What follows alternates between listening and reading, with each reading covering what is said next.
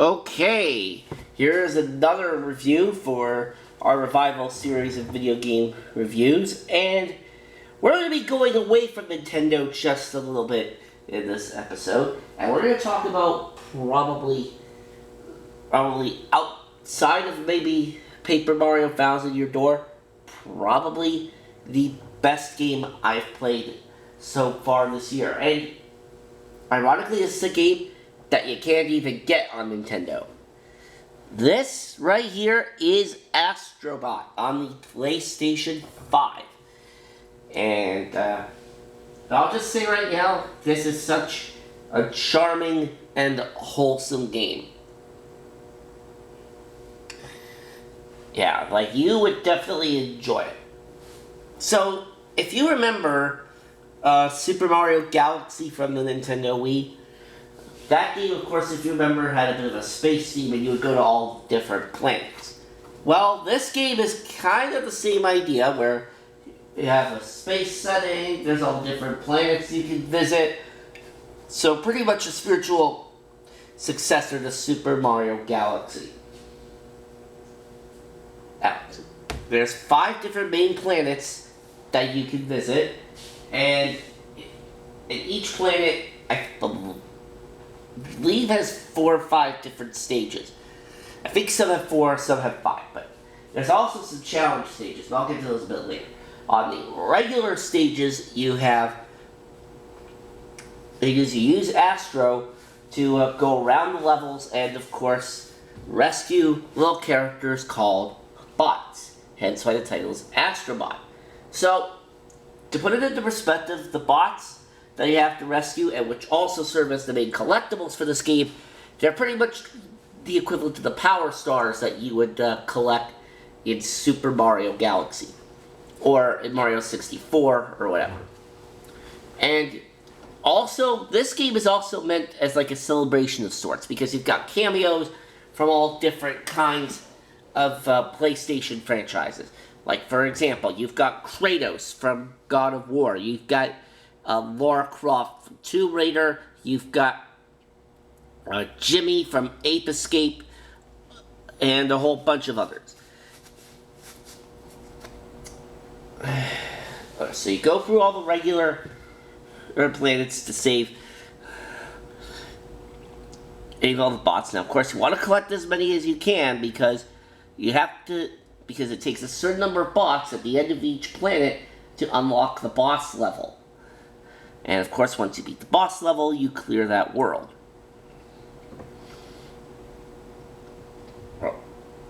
Now, I didn't 100% all the levels, of course, but I did 100% a few of them. And thankfully, if there's like bots that you missed or whatever, like when you go back to replay a level again, you can spend 200 coins and get help from a guide bird who will lead you to what you're missing, whether it's bots or the secondary main collectible, which is puzzle pieces, or sometimes even a secret exit. And of course, if you're able to find the secret exits, which are marked for gold platform instead of a regular white one, you will get to play some secret levels, hence what's known as the Lost Galaxy. So that's definitely pretty cool. And yeah, and then of course, once you beat the boss, you can then get a ship part to help to put back into your PlayStation 5 ship and restore it. So overall, it's definitely a great experience. Now, I would say that this game is easy. I mean, it should be relatively easy because it's a platformer. I mean, I should say that, but the thing though is that I died a lot. It's still a really fun game though, and actually how I did this game was I streamed through this game on my Twitch channel and then exported the VODs right to the YouTube channel. So that way, like, say if you're not following me on Twitch or whatever, you can check out the videos here on YouTube to see what you missed. So that was the way we did that. And as a result, this ended up being the first Switch LP that I completed, which I'm very proud of. And oh, and I didn't even explain who the main villain is in this game. You see this alien guy here on the cover? That's him. That is the guy you gotta defeat at the very end. And of course, the only way you get to him is by completing all the main planets, and of course, there's having enough bots to be able to unlock him. And now there's a total of 300 bots to rescue, but thankfully you don't need to rescue all of them to be able to see the final boss. It does take a bit of 200 for that.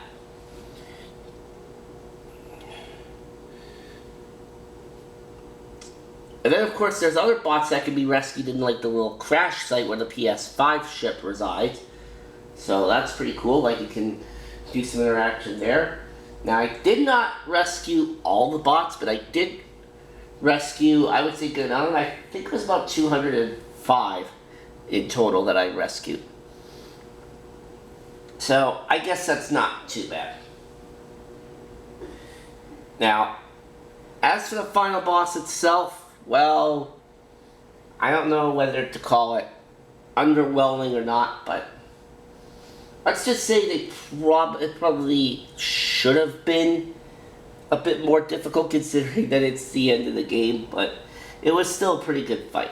Now, the power-ups you use in that fight obviously depend on what's laying on with the little roulette wheel that he has. And there are different power-ups that you could use in this game. I haven't even talked about that yet. There's some levels where you get a clock, which slows down your time. Also makes it easier to take out enemies. There's also one where you basically blast off, like blast upwards and whatnot, up to hard to reach places of the levels. And then there's one where you just like zip line your way through. And of course you can also squirt things with water. So yeah, definitely a lot of fun.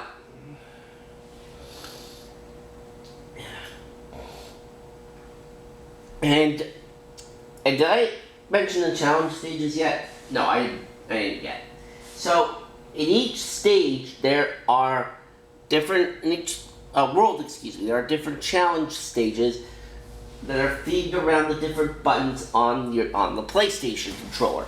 So, and I'll show you what I mean. See? There's the PlayStation controller right here, and there's different challenges for the circle, the X, the square, and the triangle.